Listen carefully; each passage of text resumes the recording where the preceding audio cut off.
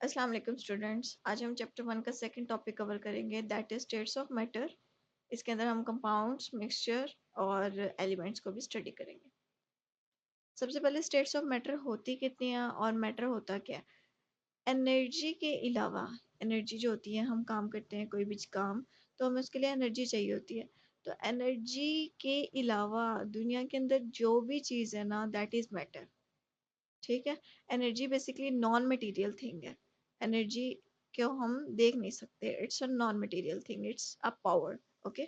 सो matter क्या है? हर वो चीज जिसका मैस होता है, everything that carries weight and occupies volume, और जो कि वॉल्यूम ऑक्यूपाई करता है, दैट इज कॉल्ड मैटर। ये मैटर की डेफिनेशन है। और मैटर जो है वो एग्जिस्ट किन फॉर्म्स में करता है? टोटली 4 फॉर्म में एग्जिस्ट करता है मैटर। सॉलिड, जो कि सख्त चीजें होती हैं, लिक्विड जो कि पानी की तरह से होता है, गैस जो कि गैशियस फॉर्म में होती है, और plasma that is ionised form में आयंस होते हैं, इसको कहते हैं प्लाज्मा। इन 4 स्टेट्स के अंदर मैटर जो है वो एग्जिस्ट करता है। सॉलिड, लिक्विड और गैस, ये 3 प्राइमरी स्टेट्स ऑफ मैटर हैं जो कि हम एवरीडे लाइफ में ऑब्जर्व करते हैं। अब ये जो तीनों सॉलिड, लिक्विड और गैस, तीनों स्टेट्स ऑफ मैटर हैं, ये एक दूसरे से किस तरह से मुख्तलिफ हैं, इसकी स्टडी करते हैं। States of matter, states of matter basically in 3 points की वजह से एक दूसरे से डिफरेंट है। मतलब इंटरमॉलिक्यूलर फोर्सेस, मतलब कि इंटरमॉलिक्यूलर फोर्सेस ऐसी फोर्सेस होती हैं जो कि एक एटम की दूसरे एटम के साथ जो फोर्स ऑफ अट्रैक्शन या रिपल्शन होती है, मतलब वो एक दूसरे एटम को कितना अट्रैक्ट कर रहा है, तेजी से अट्रैक्ट कर रहा है, ताकत से अट्रैक्ट कर रहा है, या हल्का सा अट्रैक्ट कर रहा है। तो ये चीज जो है वो स्ट्रेंथ ऑफ इंटरमॉलिक्यूलर फोर्सेस के अंदर हम स्टडी करेंगे। उसके बाद है अरेंजमेंट ऑफ पार्टिकल्स। इसका मतलब ये है कि पार्टिकल्स जो हैं वो हैफेजर्ड अरेंज हैं या ऑर्डरली अरेंज हैं या रैंडम अरेंज हैं।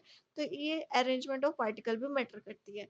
तीसरा है डिस्टेंस बिटवीन द पार्टिकल। इसका मतलब ये है, डिस्टेंस बिटवीन द पार्टिकल का मतलब ये है, पार्टिकल एक दूसरे से बहुत दूर दूर है, या पार्टिकल एक दूसरे के ऊपर अलाइन है जो कि स्वाइप कर जाते हैं, या फिर पार्टिकल जो है वो फिक्स है अपनी पोजीशन पे। तो इन करेक्टरिस्टिक्स की बेस पे हम मैटर की तीनों प्राइमरी स्टेट्स को डिस्टिंग्विश करते हैं, सॉलिड, लिक्विड एंड गैस। सबसे पहले गैसेस क्या होती हैं? गैसेस के अंदर मॉलिक्यूल्स जो हैं वो वाइडली अपार्ट होते हैं, मतलब मॉलिक्यूल्स एक दूसरे से बहुत ज़्यादा दूर होते हैं। उनके अंदर जो फोर्सेस होती हैं, फोर्स ऑफ अट्रैक्शन जो होती है, इंटरमॉलिक्यूलर फोर्स, वो बहुत ज़्यादा वीक होती है, जिसकी वजह से मॉलिक्यूल एक दूसरे को इतना अट्रैक्ट नहीं करते। अब वीक फोर्स होने की वजह से वो एक दूसरे को अट्रैक्ट नहीं करते और वो दूर दूर रहते हैं।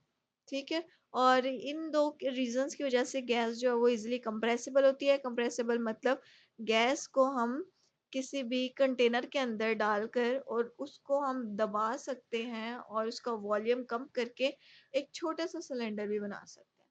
ठीक है। और जो है गैस बेसिकली कंप्रेसिबल होती है।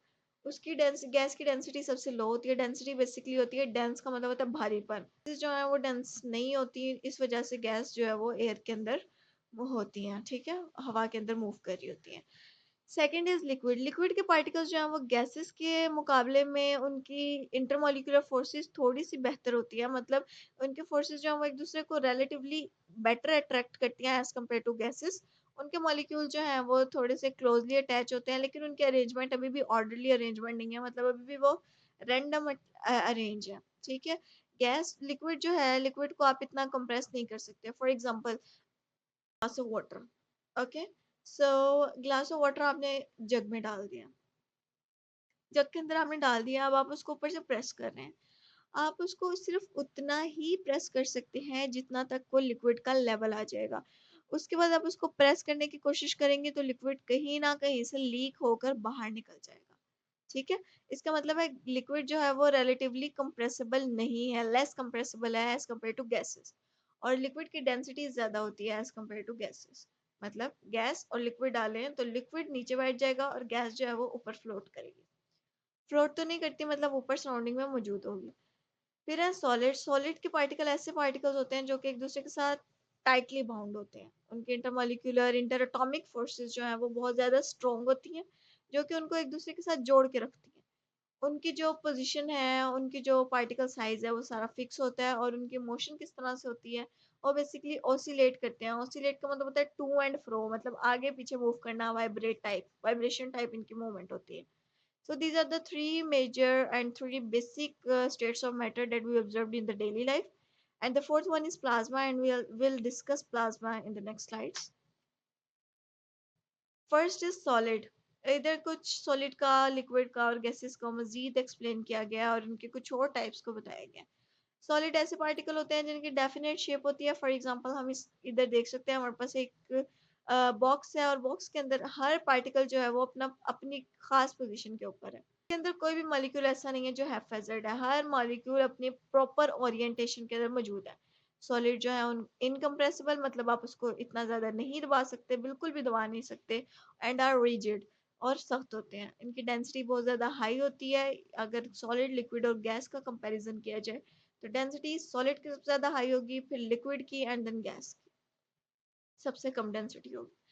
फिर सॉलिड जो है वो, सॉलिड को आप रखने के लिए कोई कंटेनर नहीं चाहिए होता. जिस तरह हम पानी को रखने के लिए हमें कोई ग्लास चाहिए होता है, कोई कप चाहिए होता है, या इधर कोई जग चाहिए होता है, इसी तरह जो है वो गैस को रखने के लिए हमें कोई ना कोई कंटेनर चाहिए होता है. वरना गैस जो है वो लीक कर जाती है, तो फिर उसका कोई फायदा नहीं होता. इस तरह से सॉलिड को रखने के लिए हमें कोई कंटेनर नहीं चाहिए होता. सॉलिड की फर्दर दो टाइप्स होती हैं, एक होता है क्रिस्टलाइन सॉलिड और एक होता है अमॉर्फस सॉलिड. क्रिस्टलाइन सॉलिड ऐसा सॉलिड होता है जिसके अंदर पार्टिकल्स अपनी प्रॉपर ओरिएंटेशन के अंदर होते हैं, मतलब प्रॉपरली अरेंज पार्टिकल्स मौजूद होते हैं क्रिस्टलाइन सॉलिड के अंदर. And most of them are incompressible, मतलब आप इसको कंप्रेस नहीं कर सकते. ठीक है. Next is plasma. Plasma basically fourth state of matter है, और ये मैटर की ऐसी स्टेट है जो कि कॉमनली हम ऑब्जर्व नहीं करते. सो सेकंड, ये इसके अंदर जो मॉलिक्यूल्स होते हैं उनकी स्पीड, मतलब काइनेटिक एनर्जी बहुत ज़्यादा हाई होती है. प्लाज्मा को हम ऑब्जर्व कहाँ कर सकते हैं, जो हम आजकल फ्लोरेसेंट ट्यूब्स बनवाते हैं, ये अपने नेम की या फिर किसी भी चीज़ की, ये फ्लोरेसेंट ट्यूब जो होती है इसके अंदर प्लाज्मा जो है वो फिल्ड होता है. उसके अलावा ये प्लाज्मा की मेजरली डेफिनेशन क्या होगी, ये पार्शियली आयोनाइज्ड गैस मॉलिक्यूल होते हैं जिनके अंदर इलेक्ट्रॉन्स, आयंस या फोटॉन्स होते हैं. This is called plasma. Next is super critical fluid. Super critical fluid किस तरह से एक्सप्लेन कर सकते हैं, इसका नाम बता रहा है. ये एक ऐसा फ्लूइड होता है, ऐसा लिक्विड होता है जिसके अंदर आपको गैस की फॉर्म भी मिलेगी, आपको लिक्विड भी मिलेगा, एज वेल एज आपको सॉलिड की भी फीलिंग आएगी. Where liquid meet gas and liquid meet solids. तो इस तरह की स्टेट को हम सुपर क्रिटिकल स्टेट कहते हैं. इसकी अब कुछ एग्जांपल हैं, जैसे लिक्विड क्रिस्टल और ग्रेफीन. ये दो एग्जांपल्स आगे दी हुई हैं, इनको हम डिस्कस करेंगे. सुपर क्रिटिकल फ्लूइड की फिर एक कुछ प्रॉपर्टीज दी गई हैं कि ये हाईली कंप्रेस स्टेट होती है. इसके अंदर गैस की और लिक्विड की दोनों की प्रॉपर्टीज होती हैं. सुपर क्रिटिकल लिक्विड्स का जो हमने केमिकल रिएक्शन करना होता है वो हम नॉर्मल कंडीशन के ऊपर नहीं कर सकते, हमें उसके लिए सुपर क्रिटिकल कार्बन डाइऑक्साइड चाहिए होती है. Okay. So super critical fluids क्या होते हैं, ऐसे फ्लूइड जो कि अपने गैस, लिक्विड और सॉलिड तीनों फॉर्म्स में एग्जिस्ट करते हैं at a same time. Liquid crystal क्या होता है, liquid crystal basically state of matter है जिसके अंदर लिक्विड होता है और क्रिस्टल्स, क्रिस्टल क्या होते हैं, क्रिस्टलाइन सॉलिड को एग्जिस्ट करते हैं, मतलब लिक्विड भी होगा और उसके क्रिस्टल्स भी एट अ सेम टाइम बन रहे होंगे. तो ऐसा लिक्विड एंड क्रिस्टल्स के पार्टिकल्स ये दोनों कंबाइनली मिलते हैं, तो that is called liquid crystal. Liquid crystal को हम यूज कहाँ कहाँ करते हैं, हम क्लॉक के अंदर, वॉचेस, नेविगेशन सिस्टम या कंप्यूटर मॉनिटर्स के अंदर लिक्विड क्रिस्टल्स यूज करते हैं. Next is graphene. Graphene basically two dimensional crystal है. क्रिस्टल की ही एक एग्जांपल है जिसके अंदर के पार्टिकल्स जो है वो हेक्सागोन शेप के अंदर प्रेजेंट होते हैं. हेक्सागोन मीन्स 6 कॉर्नर्स, और ये बेंजीन की तरह से होता है. ये टफ होता है, फ्लेक्सिबल एंड लाइट मटेरियल होता है, and it is highly resistant. फिर एक्सोटिक स्टेट्स ऑफ मैटर क्या होती हैं, it's the last topic of yes, it's the last topic of states of matter. exotic state of matter ऐसी matter की state होती है जो कि अभी तक हमने डिस्कवर नहीं की. फॉर एग्जाम्पल एक dark matter. Next topic is elements, compounds and mixture. It's the most important and most basic topic of chemistry. What is element? Element basically simplest form of matter होती है. मतलब कोई भी चीज जो बनी होती है वो एलिमेंट से मिलके बनी होती है. एलिमेंट्स ये सारे पीरियोडिक टेबल के अंदर जितने मौजूद हैं ये सारे एलिमेंट्स हैं, और इन एलिमेंट्स को फर्दर आप ब्रोकन डाउन नहीं कर सकते. अगर एक ही तरह के एलिमेंट से कोई भी कंपाउंड बन रहा है, मतलब for example H plus H, it is giving H2, so it is a pure substance, इसको हम फर्दर ब्रोकन डाउन नहीं कर सकते। एलिमेंट्स जो है वो थ्री फॉर्म्स में एग्जिस्ट करते हैं, they may be solid, liquid और gas. For example hydrogen is a gas, sodium is solid, as well as Hg, mercury is liquid. Mercury को आपने थर्मामीटर के अंदर ऑब्जर्व किया होगा, लिक्विड होता है। Next topic is compound. अब यही जो एलिमेंट्स हमने पीरियोडिक टेबल के देखे, ये आपस में कंबाइन होते हैं केमिकल फिक्स रेशियो के साथ और एक कंपाउंड बनाते हैं। ठीक है, it is made of two और more chemical elements combine in a fix ratio. Elements जो हैं वो आपस में रिएक्ट करते हैं और केमिकल बॉन्ड बनाते हैं। ये वाला जो केमिकल बॉन्ड है ऑक्सीजन और हाइड्रोजन का, ये ऑक्सीजन और हाइड्रोजन का, ये इजीली ब्रेकेबल नहीं है। कंपाउंड जो है वो मॉलिक्यूलर भी हो सकता है, आयोनिक और इंटरमॉलिक्यूलर या कोऑर्डिनेशन कॉम्प्लेक्सेस भी हो सकते हैं। ये इनके एग्जांपल है मॉलिक्यूल की on the basis of force of attraction. ठीक है, और फिर दो तरह के मॉलिक्यूल हो सकते हैं on the basis of nature, that can be organic और इनऑर्गेनिक। ऑर्गेनिक और इनऑर्गेनिक की डिफाइन मैंने प्रीवियस लेक्चर में बताई है, तो वो आप उधर से देख सकते हैं। एग्जाम्पल ऑफ इम्पोर्टेंट कंपाउंड्स, फिर कुछ एग्जाम्पल्स दी हुई हैं, that is water, ammonia, methane, carbon dioxide, carbonates, chlorides, starch, proteins, carbohydrates, mineral, acids, organic acids, etc. Composition और properties of elements and compounds are uniform. मतलब पानी के एक मॉलिक्यूल, पानी है एक गिलास के अंदर, उसका मतलब ये नहीं है कि इस जगह पे ऑक्सीजन ज़्यादा मौजूद है और इस जगह पे हाइड्रोजन ज़्यादा मौजूद है। जो कंपोजिशन है वो सारी थ्रू आउट द सेम है। ये एग्जांपल है अमोनिया की, and this is methane. Next is mixture. Mixture basically हम घर में भी बनाते हैं, physical mixing of anything makes a mixture.